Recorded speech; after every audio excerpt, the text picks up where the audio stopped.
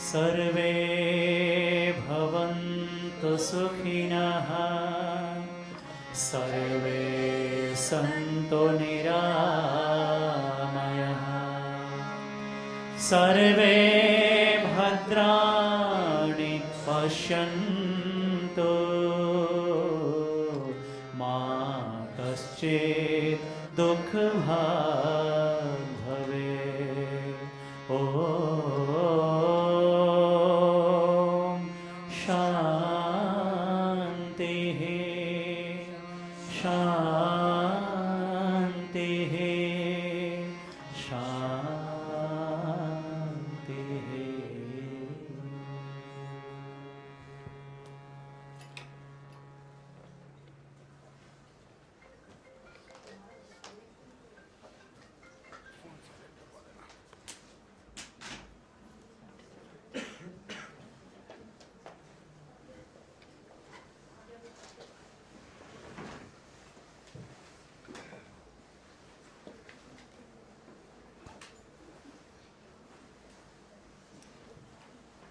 Welcome to Satsang, everyone.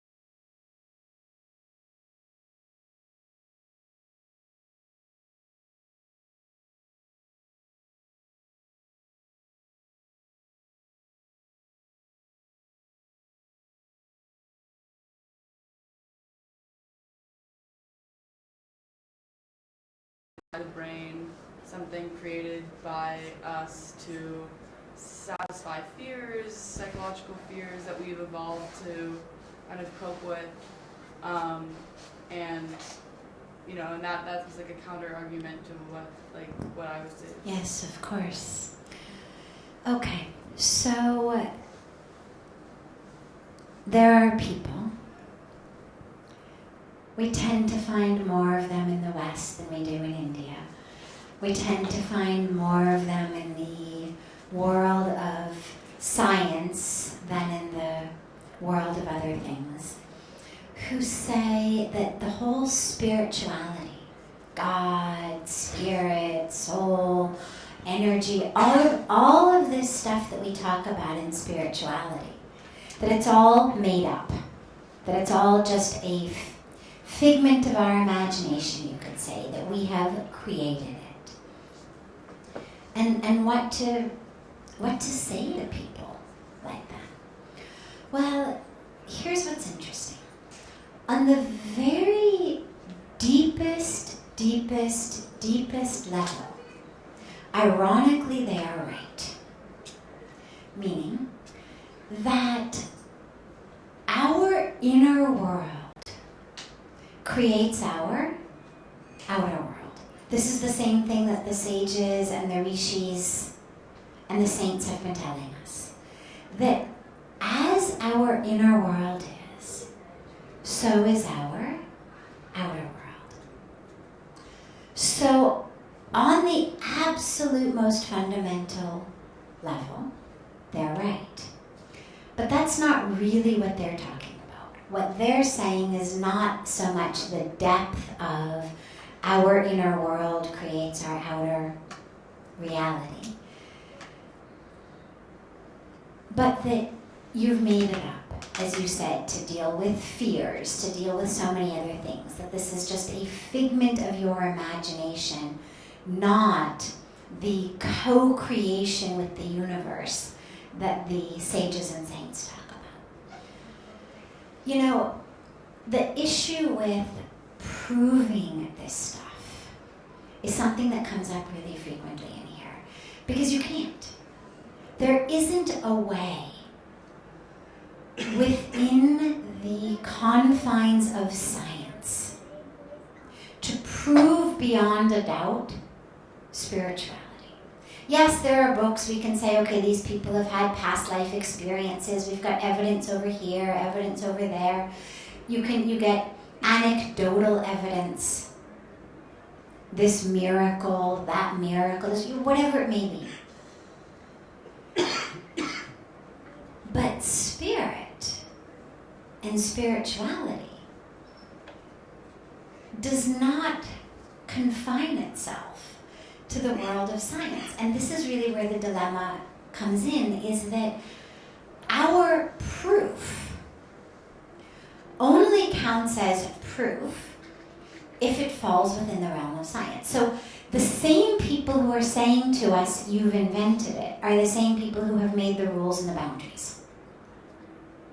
So they have said, you've made it up. If you haven't made it up, prove it to me. But prove it to me according to the laws and the rules and the boundaries and the tools and the measures I'm going to give you. And so they've really made us kind of stuck in an interesting sort of way. So science has said, here are the valid ways of knowing. Your 5 senses. So if you can actually see it, if you can smell it, if you can hear it, if you can touch it, if you can taste it, it's provable. Because of course our senses work through very physical measures.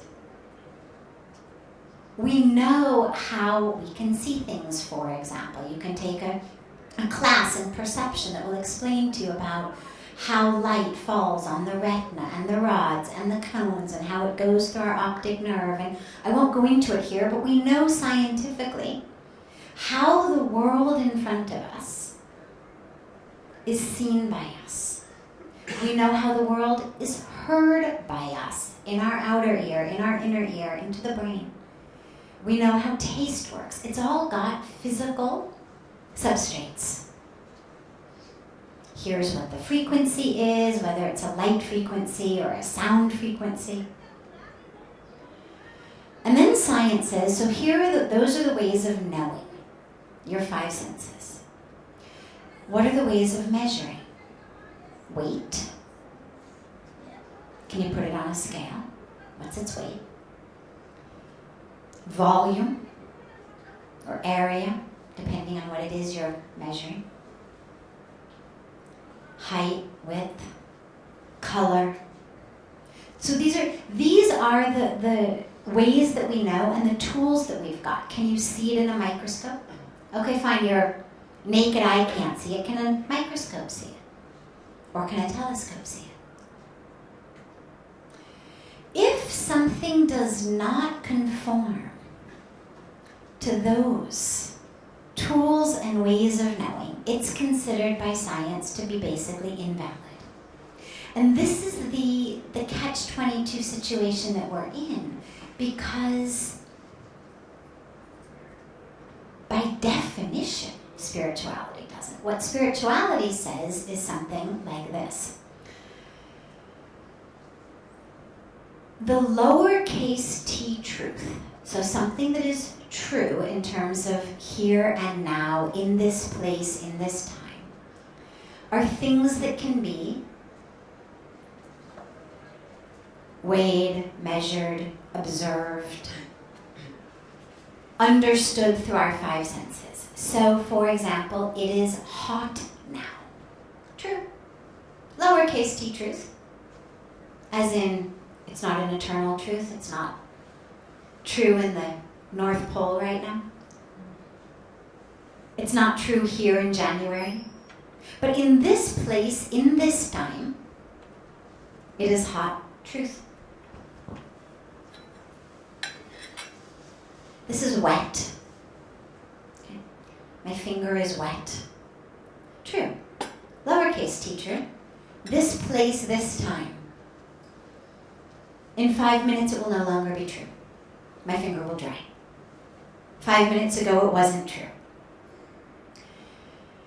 So what spirituality says is lowercase t truth is that truth which basically is knowable by the five senses. You're seeing something now, it's true. You are in front of me.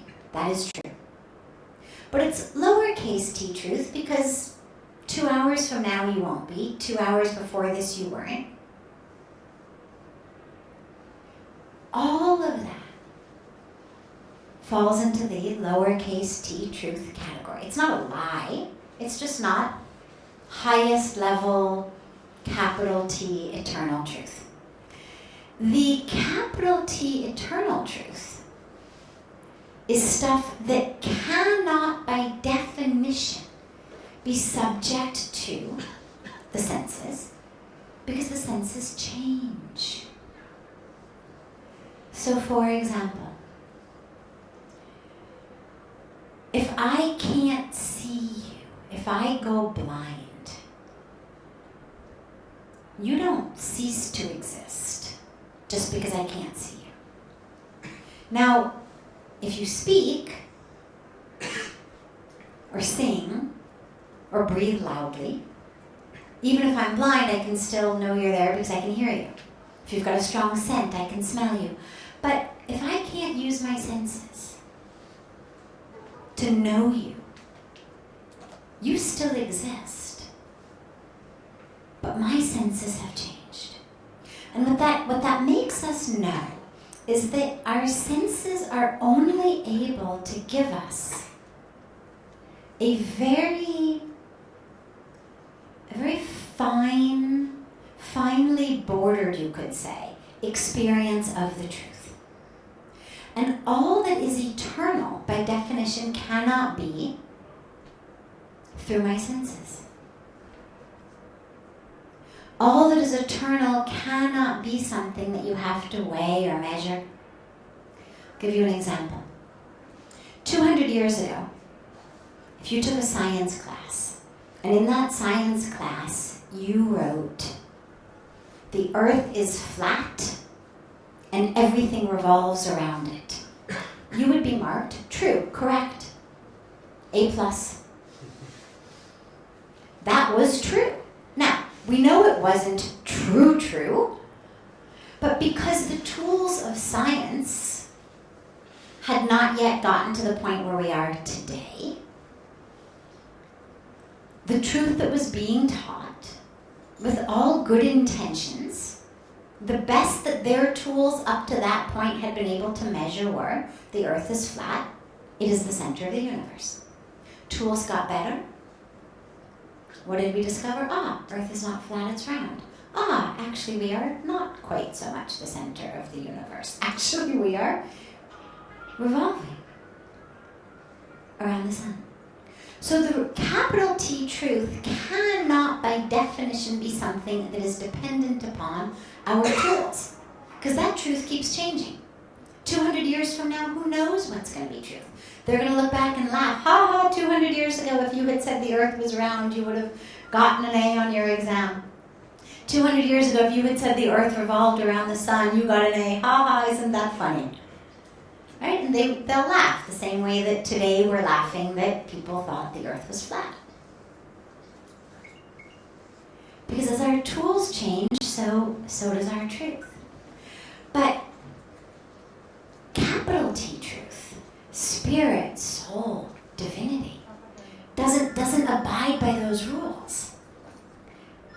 And what that means is that we cannot use those measures for it. So as long as science is going to dictate the language of the debate, the types of evidence that we are allowed to present in the debate, that which counts as valid, that which doesn't count as valid, there's no way you can prove it. And so there's no point even getting into one of those conversations. All you can do is two things that I have discovered so far. If anybody has discovered anything else, I'm open to lots of suggestions here. Two things I've discovered. Number one, ask them if they've ever been in love. And then ask them to prove it to you. Tell them you don't believe them, that you think it was an entirely figment of their imagination.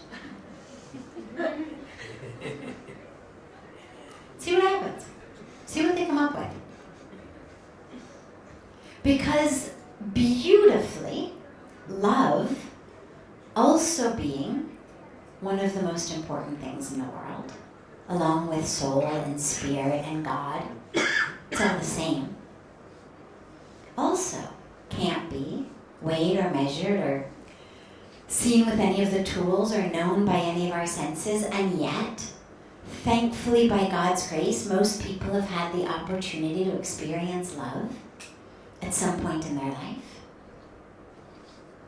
Ideally, they're even still experiencing it in this moment. If not with a person, maybe with a pet, maybe with a tree, whatever it may be. But if anybody has ever experienced love, they're going to get immediately your analogy. And if they are prepared to accept that love, which they cannot prove, still is valid, then you've got your foot in the door. It opens up a whole new world to the fact that something could at least be real, be valid, be even more valid than the truth that keeps changing as our tools change. Simply because we know it. Because that's the answer people give. How do you know you're in love? I know it. I feel it. I experience it. It's my truth. Well, yeah, so how do you know there's God? I feel it. I know it. In the same way that you know when you're in love. Even more so. Because sometimes you fall in love and then you fall out of love. You know, it tends to happen sometimes with love. But it doesn't happen with God.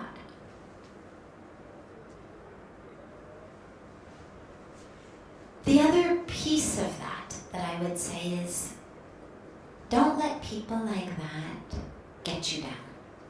Up until the point where you enjoy the debate. I know for me, I always have fun with it. My connection with God is so deep and so strong that I'm perfectly prepared to engage in a conversation about it with anybody, because it doesn't shake me or disturb me.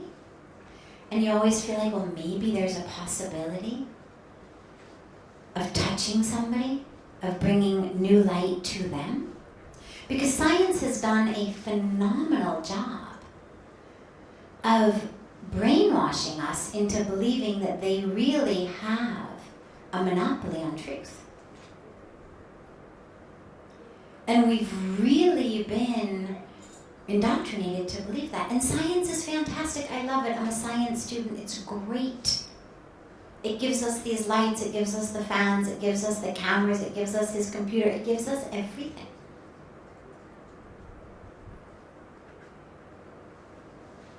But what it can't do is include things that are out of its jurisdiction, which isn't its fault. It's not a shortcoming of science. Not every field can do everything. But science, for some reason, is the one field that has really claimed jurisdiction over everything. I mean, literature would never say, if it's not written in a book, if it's not in iambic pentameter somewhere, it doesn't exist. If it's not in our card catalog, it doesn't exist. They would never say that. Literature understands we are a field. Art would never say, if somebody's never painted it, it doesn't exist. Music would never say, if there's no song about it, it doesn't exist. But science somehow has decided that not only is it going to be a fantastic field in and of itself, but it's going to claim jurisdiction over all of truth. And I'm not quite sure historically how that happened. I find it interesting and sad.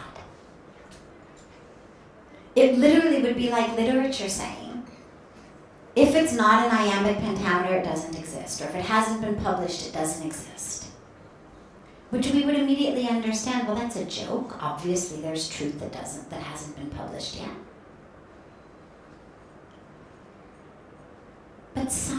has done a very good job of brainwashing us.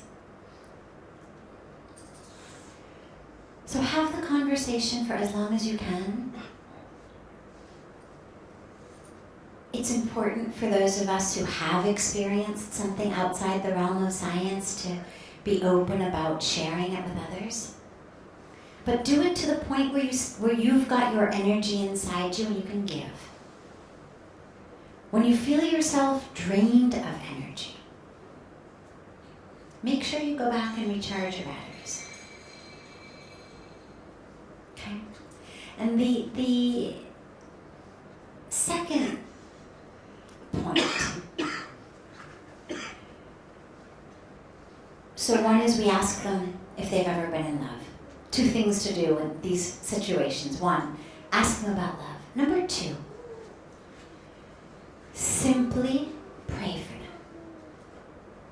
Simply pray for them that they will have an experience of the divine. Because once they do, the debate is over.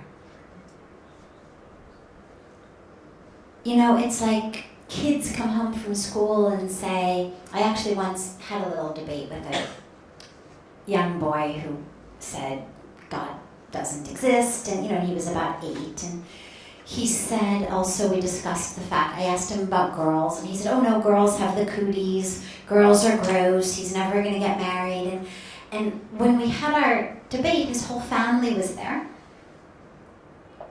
some of his older siblings, whom miraculously he had managed to convince about the God thing. They had all sort of become a team about God doesn't exist, and the older ones had been reading books about God doesn't exist. And when I pointed out how he also thought that girls had cooties, and that girls were gross, and that he was never going to want to be with a girl, and never going to get married, of course, at which point his older siblings sort of blushed and giggled and, did the things that teenagers do when people talk about being in love. And I said to them, well, so what do you think about this? You think that's true? And they're like, oh, no, he'll grow up. It'll happen to him too someday. And I said, well, this is exactly what you have to do with someone who has this feeling about God, is simply have the faith that they too someday will have the experience of connecting with God. In the same way that we know this 8-year-old is going to fall in love someday and have the experience. And so there's no point debating him on the love issue. There's no point trying to convince him that girls really don't have cooties and they're really not gross and that someday he too will fall in love. Rather than that, you just sit back and you smile and you pray and you wait. And that's what we do with people in the spirituality thing. It's you pray. And if they'll let you, you bring them to places, you take them to places, you give them experiences in which, hopefully by God's grace, they'll have a spiritual experience. So that they too will know. Because the brain cannot convince the spirit. We're operating on 2 completely different levels of existence. So don't try to convince them with reason, with logic. Just try to help them have an experience. Help them stay open to having an experience. And pray for them. Yes. Any other questions?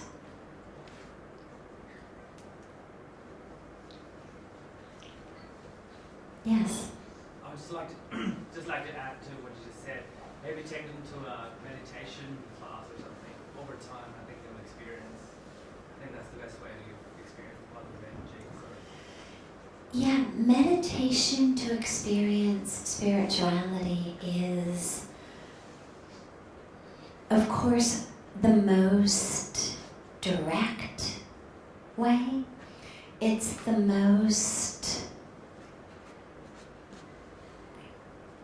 not just common, generally effective way.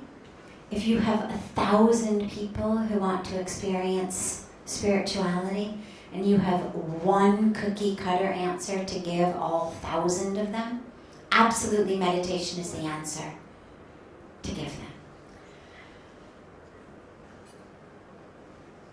But there's also, thankfully, because see, the catch-22 of that is, if you don't believe in spirituality, it's hard to get people to meditate.